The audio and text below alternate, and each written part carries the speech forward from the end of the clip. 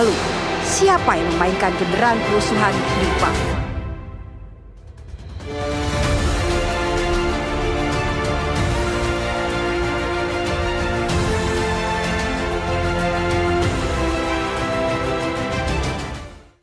Saya Indonesia.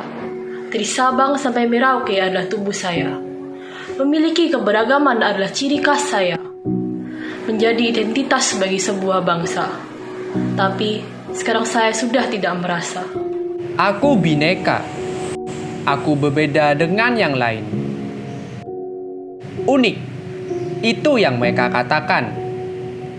Kenapa ketika aku bergembira, mereka tak suka? Ketika aku berduka, mereka tertawa. Mereka tidak akan pernah bisa menerima. Apa hanya karena aku berbeda? Aku tunggal yang tak pernah ditinggal. Aku selalu berdiri sendiri tanpa ada yang bisa menghampiri. Aku satu yang tak perlu menyatu. Tapi kenapa mereka terlalu menyalahkanku atas kesalahan mereka? Apa karena diriku yang berdiri sendiri dan mereka yang beramai-ramai? Kamu egois. Kamu berbeda. Kamu angkuh. Kamu aneh. Diam!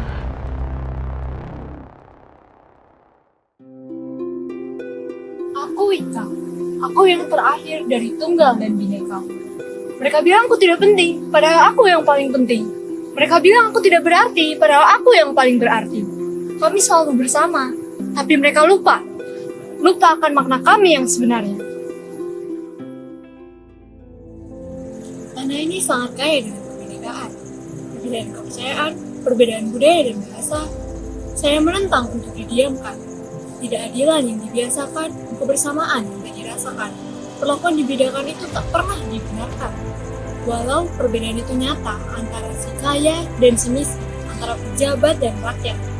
Namun kita tetap satu karena kita saling membutuhkan dan saling melengkapi. Keindahan akan nampak ketika kita bersatu dalam perbedaan.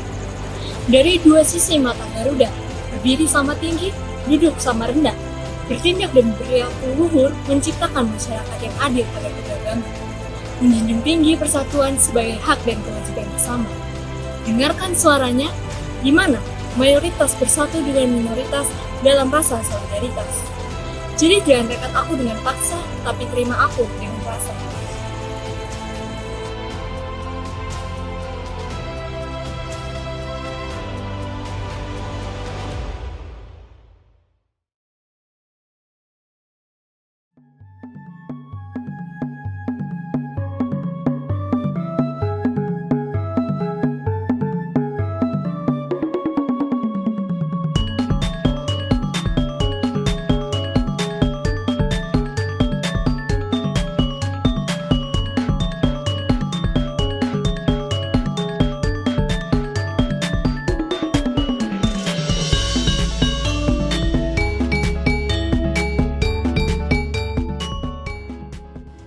Negeriku yang sempurna. Alamnya sungguh mempesona.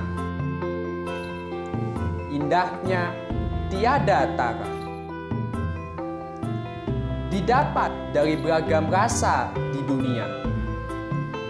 Dipertahankan dari beragam sifat. Dan dicintai dengan satu rasa syukur. Barangkali para pahlawan bertanya, untuk apa mereka berjuang? Apakah untuk pemuda yang lupa akan tanahnya?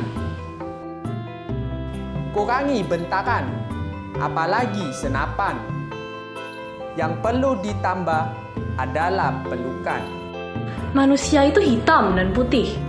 Ada yang protagonis dan ada yang antagonis. Dunia akan terkesima jika dendam tak sirna. Mereka memberimu luka, kau berilah mereka doa. Dendam kadang mengendalikan, namun kehendak tidak bisa dipaksakan. Persatuan adalah kekuatan, perpecahan adalah kelemahan. Jangan sampai membuat diri ini meradang. Sudah sepatutnya rasa menghormati itu ada. Tidak perlu kaku, hanya perlu lebih menyatu. Cinta akan terasa indah bila kita saling mengasihi.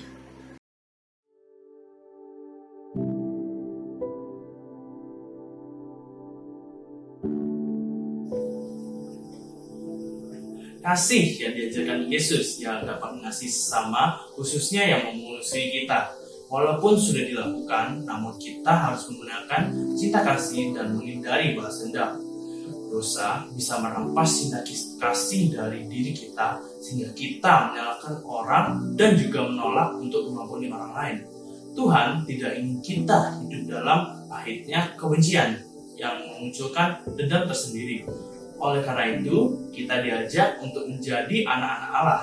Anak Tuhanlah itu kasih itu sendiri, dan berkat Tuhan datang atas orang-orang yang mau melakukan perintahnya.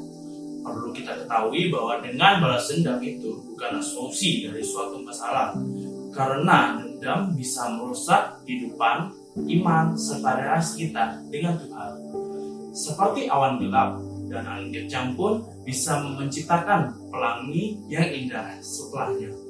Hal itu serupa ketika kita berani dan ikhlas untuk mengasihi musuh. Saya kita penuh dengan damai, sukacita, sebab segala kebencian, amarah, dan dendam akan hilang seirama dengan kasih dan pengampunan.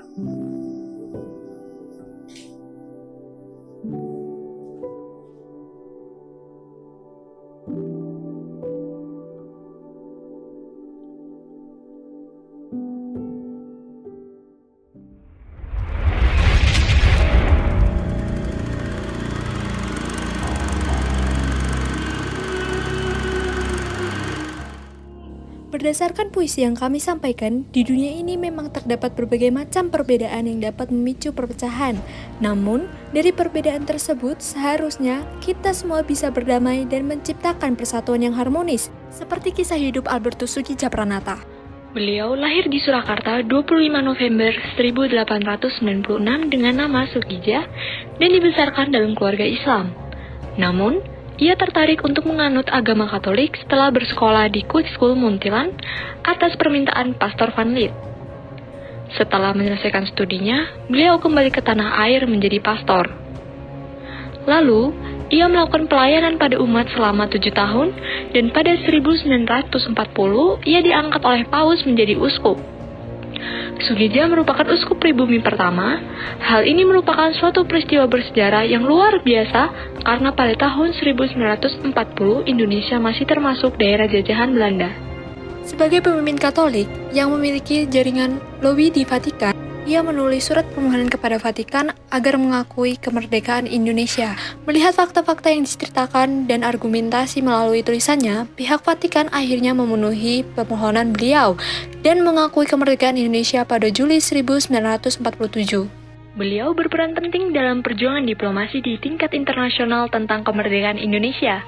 Karena upaya yang dilakukan beliau, Vatikan mengakui kemerdekaan Indonesia pada Juli 1947. Selain itu, Sugija juga menuliskan surat pada Amerika Serikat tentang tindakan Belanda yang semena-mena, lalu diterbitkan ke dalam majalah. Akibatnya, Belanda menyerahkan secara penuh atas kedaulatan Indonesia. Dalam perjuangannya, Uskup Sugija yang menjunjung tinggi nasionalismenya bagi Indonesia, di samping itu ia merupakan tokoh agama. Slogan yang disuarakannya adalah 100% Katolik, 100% Indonesia. Slogan ini artinya bahwa menjadi seorang Katolik itu adalah hal yang selaras dengan menjadi Indonesia. Kisah beliau membuktikan bahwa dengan faktor latar belakang apapun tidak menghalangi tekad seseorang dalam mewujudkan cita-cita kemerdekaan Indonesia. Tentu, setiap dari kita memiliki perbedaan. Namun, hal tersebut jangan membuat kita terpecah, melainkan membentuk sebuah kesatuan untuk mencapai keserasian.